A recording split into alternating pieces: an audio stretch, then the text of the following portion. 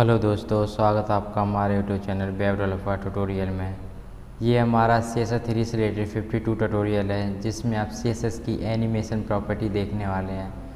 तो हमने last tutorial में ट्रांसफॉर्म प्रॉपर्टी देखी थी, लगभग उसी से मिलती जुलती ये CSS एनिमेशन प्रॉपर्टी है। उसमें हम सूडो क्लास यूज कर रहे थे, जैसे होवर हो गया, एक्टिव है ना, इस तरह की हम कुछ सूडो क्लासेस हम यूज कर रहे, तब हम ट्रांसफॉर्म देख पा रहे थे यानी कि एनिमेशन। बट CSS एनिमेशन में ऐसा नहीं होता, इसमें खुद का एक सिलेक्टर होता है जिससे हम बोलते हैं की फ्रेम्स, और उसके द्वारा आप कोई भी एनिमेशन लगा सकते हैं, इनफाइनाइट टाइम या फिर 2 टाइम 3 टाइम कितने भी। और आपको कोई भी होवर करने की ज़रूरत नहीं होती। होवर का मतलब ये है कि आपको माउस उसको ऊपर ले जाने की ज़रूरत नहीं होती, वो ऑटोमेटिकली वो एनिमेशन दिखता रहता है।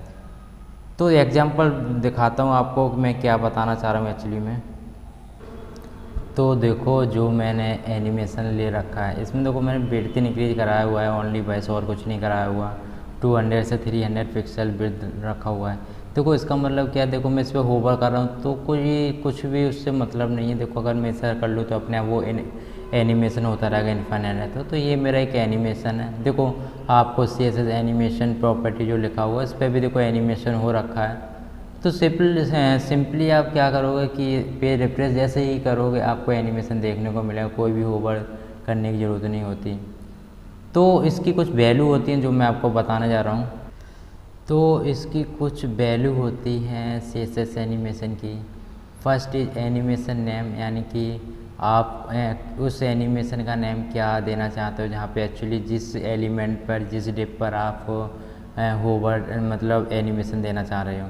एनिमेशन ड्यूरेशन में आप कितने टाइम तक अपना इस एनिमेशन को रखना चाह रहे हो, यानी कि आप मैं बात करूँ ये कोई डिप है तो एक्चुअली वो कितने टाइम बाद वो उसी पोजीशन पर आए, तो इस तरह का हम एनिमेशन ड्यूरेशन बोलते हैं।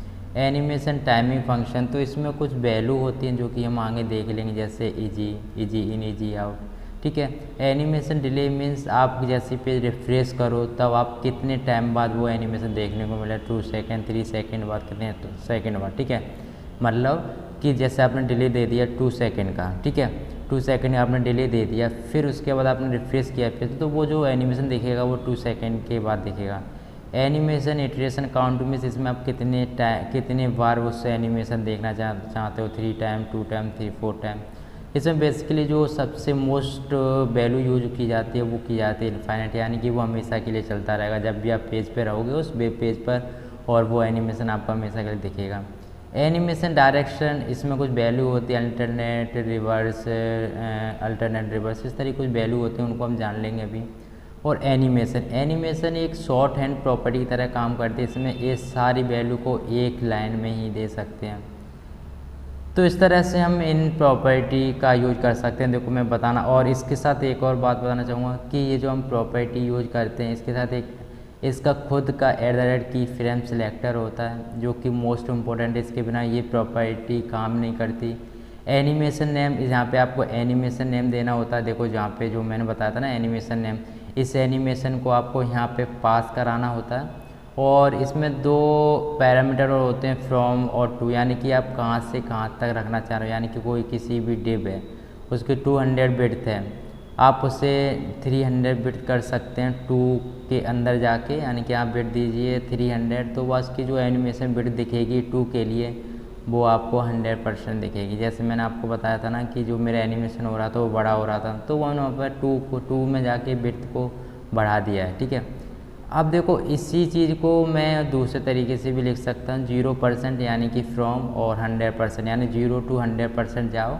और जो मैं इसमें कुछ प्रॉपर्टी पास करा रहा हूँ CSS की, उनको चेंज करते करते करते हुए आप फिर 100% जाओ, फिर से 0 पे लौट के आ जाओ। ठीक है। तो मैं एक और बात बताना चाहूँगा कि 0 to 100% ये एकदम से आता है, मतलब 0%, यानी कि 0% से 100% पूरा हो गया एनिमेशन, फिर एकदम से ये 0% पे आएगा। ठीक है। तो वो मैं नहीं चाहता, तो इसके लिए मैं क्या करूँगा कि अल्टरनेट प्रॉपर्टी का यूज़ करता हूँ जो कि एनिमेशन डायरेक्शन अल्टरनेट वैल्यू का यूज करता हूँ, जो कि एनिमेशन डायरेक्शन प्रॉपर्टी में आपको देखने को मिल जाता है। ठीक है। तो इसकी भी कुछ वैल्यू होती हैं, जैसे एनिमेशन डायरेक्शन में नॉर्मल जो कि बाई डिफ़ॉल्ट होती है, रिवर्स, अल्टरनेट, इसको हम भी देख लेंगे। पहले हम ये कुछ प्रॉपर्टी देख लेते हैं, जैसे डिले हो गया, टाइमिंग फंक्शन, ड्यूरेशन। ठीक है। तो देखते हैं प्रैक्टिकल। तो मैं अपने VS कोड यानी कि अपने एडिटर में आ गया हूँ और स्टार टैग के अंदर अपनी इंटरनल CSS लिखूँगा और बॉडी टैग के अंदर अपनी HTML लिखूँगा। ठीक है, तो देखो बॉडी टैग के अंदर सबसे पहले मैं H1 टैग लेता हूँ और लिखता हूँ CSS एनिमेशन प्रॉपर्टी। ठीक है, कंट्रोलर सेव किया और देखो इंटरनल CSS में नहीं, अभी मैं यहाँ पे एक डिव ले लेता हूँ, div.demo नाम का, और आपको एनिमेशन करके दिखाता हूँ। ठीक है, तो देखो मैं डेमो पे इसको सिलेक्टर ले लिया हूँ जो कि आपका क्लास सिलेक्टर होता है, और सिंपली यहाँ पे मैं इस भी विड्थ 150 पिक्सल रखूँगा और हाइट भी इसकी 150 पिक्सल रखूँगा और बैकग्राउंड कलर रखना चाहूँगा रेड, बैकग्राउंड कलर इसका मैं रेड रखूँ तो अच्छा रहेगा। ठीक है, कंट्रोल सेव करूँ और देखो आपको जो आउटपुट में एक्चुअली में दिखने वाला है वो देखो अभी जो आउटपुट दिख रहा है वो इस तरह का दिख रहा है।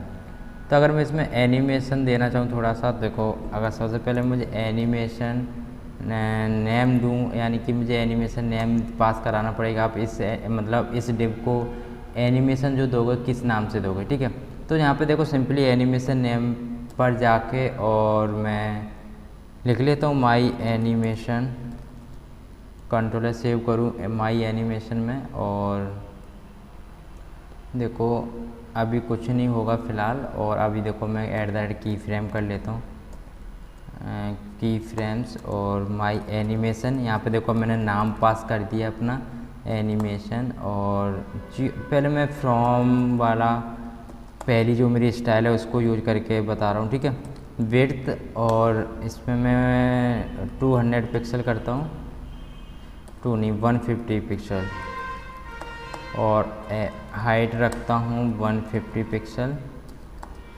ठीक है, और मैं बैकग्राउंड कलर सेम रखूँगा इसमें और रेड। ठीक है, और मैं 2 के लिए जाऊँगा, सिंपली 2 के लिए और मैं विड्थ रखना चाहूँगा इधर, विड्थ 200 पिक्सल और हाइट 200 पिक्सल, और बैकग्राउंड कलर देखो ब्लू। ओके, तो देखो अभी मुझे एनिमेशन देखने को नहीं मिलेगा। देखो क्यों नहीं मिलेगा मैं आपको वो भी मैं बता दूंगा। देखो एनिमेशन इसलिए मुझे देखने को नहीं मिला, मैंने एक्चुअली ये तो सब कुछ सही दे दिया, लेकिन यहाँ मैंने एक्चुअली भी बताया नहीं कि आप एनिमेशन कहाँ तक रखना चाह रहे हो, तो इससे शायद 0 काउंट कर रहा है ये। ठीक है, एनिमेशन डिले नहीं, मैं actually animation duration, animation okay duration. ठीक है, मैं इसमें 2 सेकंड का ड्यूरेशन रखूँगा और देखो अभी मुझे एनिमेशन देखने को मिल जाएगा। देखो मुझे एनिमेशन देखने को मिल रहा है, लेकिन ये एक ही टाइम देखने को मिलेगा। अभी देखो मैं चाहता हूँ ये इनफाइनाइट चले, तो उसके लिए आप एक प्रॉपर्टी का यूज कर सकते हैं जिसे बोलते हैं एनिमेशन इटरेशन काउंट इनफाइनाइट। ठीक है, इसमें बेसिकली एक ही वैल्यू होती है जो कि इनफाइनाइट होती है, इसमें 2 भी रख सकते हैं। ठीक है, ये देखो आपके अभी इनफाइनाइट देखने को मिलेगा, ये देखो, लेकिन ये जैसे 0 to 100% हो रहा है ये एकदम से झटके से आएगा। देखो, लेकिन मैं नहीं चाहता ये एकदम झटके से आए, तो उसके लिए मैं क्या करूँगा कि एनिमेशन डायरेक्शन प्रॉपर्टी का यूज कर लूँगा। ठीक है, एनिमेशन और डायरेक्शन देखो किधर है, इधर, ओके ये रहा, एनिमेशन डायरेक्शन और अल्टरनेट का यूज करके, और मैं आपको चेक कराता हूँ। ये देखो अब जो आपका एनिमेशन दिखेगा वो एकदम स्लोली, यानी कि एक साथ एक अच्छा सा दिखने वाला है, यानी कि ना फास्ट होगा ना कैसा भी नहीं होगा। एक्चुअली ये जब वापस जाएगा तो ये अपने 2 सेकंड का टाइम लेगा और तब ये वापस जाएगा। ठीक है, देखो देखना, देखो देखो पहले देखो एकदम से जा रहा था ऐसे करके, लेकिन अब नहीं जा रहा क्योंकि मैंने अल्टरनेट का यूज कर लिया है। ठीक है, इसमें बेसिकली 4 वैल्यू होती हैं, एक तो अल्टरनेट आप देख चुके हैं, एक होती है नॉर्मल। अगर मैं नॉर्मल को चेक कराऊँ, देखो नॉर्मल में ये वैसा ही रहेगा जैसे एक्चुअली पहले था, ये बाय डिफ़ॉल्ट वैल्यू रहती है, और अल्टरनेट आप देख ही लिए हैं। और एक और होती है रिवर्स। देखो इसमें क्या होता है कि आपका जो रिवर्स होगा थोड़ा फास्ट रहता है। देखो देखो ये एकदम से आ रहा है, जो स्टार्टिंग होता है वो एकदम से आ रही होगी, ये देखो। ठीक है, तो ये भी एक नॉर्मल की तरह ही काम करती है, लेकिन इसमें ये रिवर्स पे काम करती है। देखो अगर मैं नॉर्मल को अब फिर से चेक कराना चाहूँगा, कंट्रोल एस सेव करूँ, वो देखो ये देखो, ठीक है। और अब आपकी एक वैल्यू आती है अल्टरनेट रिवर्स की। ओके, कंट्रोल एस सेव करूँ, वो देखो इसमें क्या होता है कि अल्टरनेट चलता है लेकिन रिवर्स में थोड़ा सा पास्ट हो जाता है, यानी कि ये पहले 0 to 100%, 100 to 0% थोड़ा पास्ट हो जाएगा। तो इस तरह से हमारी अल्टरनेट रिवर्स वैल्यू काम करेगी, ठीक है। अब मैं अगर बात करूँ डिले की, देखो डिले में क्या होता है, अगर इधर आऊँ एनिमेशन डिले, ओके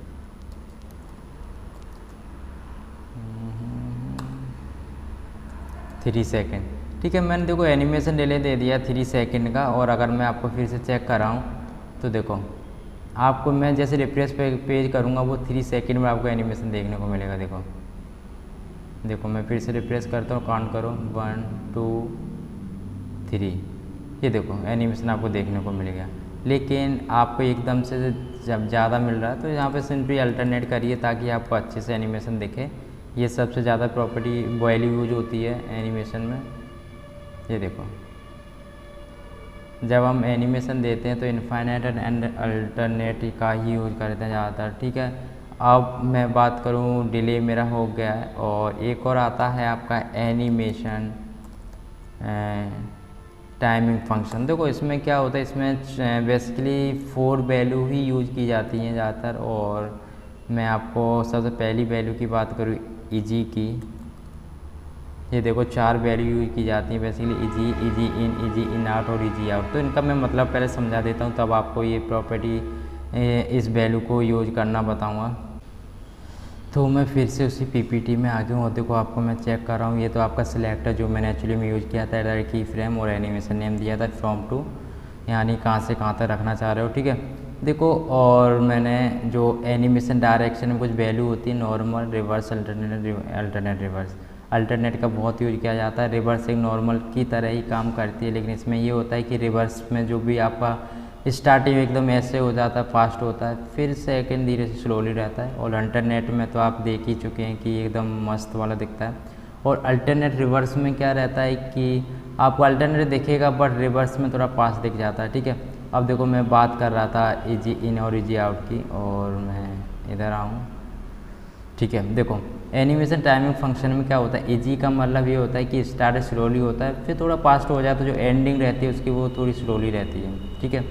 और लीनियर में इसमें सारा जो भी इफेक्ट रहता है बिल्कुल लीनियर रहता है, चाहे वो वापस आना हो, चाहे फिर एंडिंग पॉइंट हो, चाहे फिर स्टार्टिंग पॉइंट हो। ईजी इन में क्या रहता है, इसमें स्टार्टिंग तो स्लो रहती है फिर ये फास्ट हो जाता है। और ईजी आउट में इसमें क्या होता है, एंड स्लो रहता है लेकिन जो हमारा स्टार्टिंग रहती है वो फास्ट रहती है। और ईजी आउट का मतलब ये होता है इसमें दोनों ईजी इन और ईजी आउट दोनों वैल्यू का यूज रहता है, यानी कि ये इसमें जो स्टार्टिंग एंड एंड रहती है वो दोनों स्लो रहता है, और यानी कि बिटवीन में थोड़ा फास्ट रहता है, ठीक है। इस तरह से हमारी ईजी और linear, easy in, easy out और ईजी इन आउट, इस तरह से हमारी ये वैल्यू काम करती हैं। तो इनको हम देखते हैं कि कैसे इसको अप्लाई करते हैं।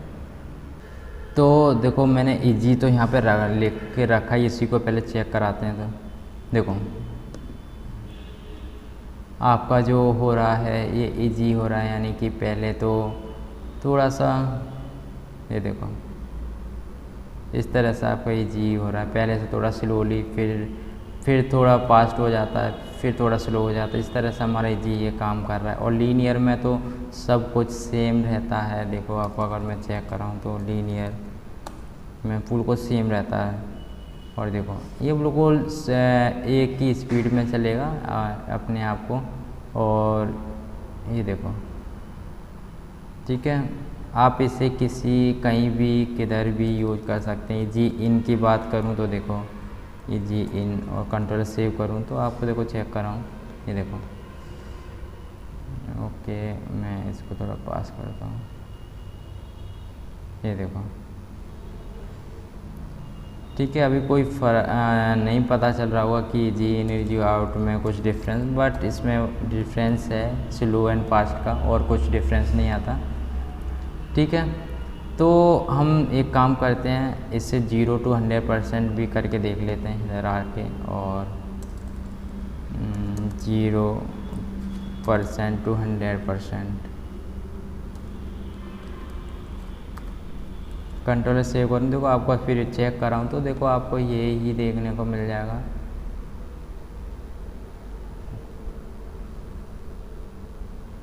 ठीक है, देखो मेरा बिल्कुल वैसा ही काम कर रहा है। और देखो आप इसको ज़रूर नहीं है कि 0 to 100% ही रखें, यहाँ पे आप 20% भी दे सकते हैं, और आप यहाँ भी 50% दे सकते हैं। और यहाँ पे मैं आपको फिर से जाऊँ और आपको चेक कराऊँ, 80% दे दो यहाँ पे। और आप क्या करिए, यहाँ पे जाइए और 100% करिए। आप कितने भी डिवाइड कर सकते हैं, आप 45 भी लिख सकते हैं, कितने भी। आप सिंपली यहाँ पे क्या करो कि बैकग्राउंड कर देते हैं यहाँ पे कलर येलो, ओके। और मैं इधर आऊँ और बैकग्राउंड कलर कर देते हैं इधर ब्लू नहीं ब्लैक, ओके ब्लैक। और 100% में करते हैं बैकग्राउंड कलर, ठीक है। कंट्रोल सेव करूँ और आपको अगर मैं चेक कराऊँ तो देखो मुझे कलर देखने को मिल रहा होगा, ये देखो, ठीक है। लेकिन एक यहाँ पे ये हो गया है कि यहाँ पे विड्थ चेंज नहीं हो रही, क्योंकि मैं जो अगर विड्थ चेंज करानी है तो मुझे सारे में विड्थ चेंज करानी पड़ेगी, विड्थ एंड हाइट को, ठीक है, थोड़ी थोड़ी करके। और अगर मैं इसको हटा दूँ तो देखो, अब कंट्रोल सेव करूँ, देखो आपको चेक कराऊँ तो देखो आपके कलर से एनिमेशन आपको देखने को मिल रहा है, ठीक है, विदाउट होवर। तो इस तरह से हम एनिमेशन प्रॉपर्टी को यूज करते हैं। अगर मैं इन सारी वैल्यू यानी इन सब प्रॉपर्टी को अगर एक ही शॉर्ट हैंड प्रॉपर्टी की तरह यूज करना चाहूँ तो देखो मैं कर सकता हूँ एनिमेशन में। और मैं सबसे पहले जो देते हैं अपना सीक्वेंस रहता है, जो पहले रहता है हमारा नेम का, जो कि रहता है हमारा माई एनिमेशन, जो कि मैं लिख लेता हूँ माई एनिमेशन, ओके, ठीक है। जो हमारा सेकंड रहता है 2 सेकंड का, मैं 2 सेकंड तक रखना चाह रहा हूँ इसको। और जो थर्ड रहता है वो रहता है आपका 3 सेकंड, ओके। और 3 सेकंड का, और इटरेशन काउंट में इनफाइनाइट दूँ, ओके। और एक और रहता है अल्टरनेट, इसमें मैं अल्टरनेट देना चाहूँगा। और जो लास्ट में रहता है इजी आउट, ठीक है। ये हमारा सीक्वेंस रहता है। कंट्रोल सेव करूँ और मैं देखो इनको सबको हटा दूँ तो आपको फिर भी चेक कराऊँ, 1 2 3 4 5 6 1 2 3 4 5 6, ठीक है। मेरी सारी मैंने यहाँ पे वैल्यू का यूज कर लिया इस एनिमेशन प्रॉपर्टी में। और देखो इसको सबको हटा दूँ और इसको मैं हटा दे रहा हूँ। कंट्रोल सेव करूँ और आपको चेक करूँ तो देखो आपको देखो एनिमेशन देखने को मिल रहा है। और इस तरह से हमारी ये एनिमेशन काम करता है, ठीक है। और कंट्रोल एस सेव करने को आप इसे हेडिंग टैग में भी दे सकते हैं। देखो अगर मैं इसमें देना चाहूँ सी एस एस एनिमेशन में, तो यहाँ भी आप दे सकते हैं। देखो कैसे, देखो अगर मैं H1 को देना चाहूँ, H1, ओके। और मैं सिंपली ये सब देना पड़ेगा मुझे, ओके। मैं ये पूरी लाइन को लिख लेता हूँ इधर ही, कंट्रोल सी,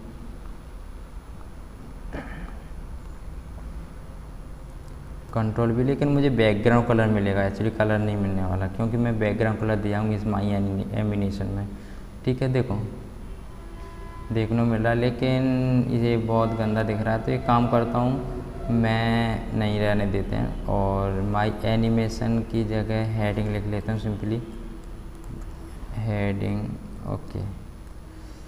और मैं इसको सबको हटाता हूँ, हटा नहीं रहा एक्चुअली, इसके लिए मैं एनिमेशन बना रहा हूँ, कंट्रोल सी।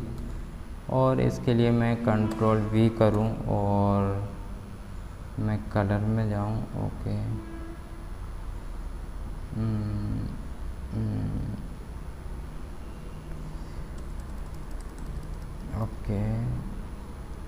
ठीक है, मैंने एनिमेशन कलर में दे दिया है फ़िलहाल अभी। और देखो मैं यहाँ पे भी नाम चेंज कर रहा हूँ।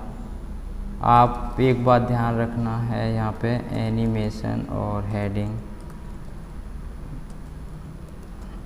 एक बात यहाँ ध्यान रखना कि यहाँ पे कोई भी आपको स्पेस नहीं देना होता। और मैं कंट्रोल एस सेव करूँ और आपको अगर मैं फिर से चेक कर रहा हूँ, देखो मुझे एनिमेशन देखने को मिलेगा इस हेडिंग टैग पर भी। देखो CSS एनिमेशन प्रॉपर्टी और इसमें भी देखने को मिल गया है। ठीक है, तो इस तरह से आई होप आपको ये वीडियो अच्छी लगी होगी, और अच्छी लगी हो तो फिर ये वीडियो लाइक कीजिए, सब्सक्राइब कीजिए, हमारे चैनल को सपोर्ट कीजिए।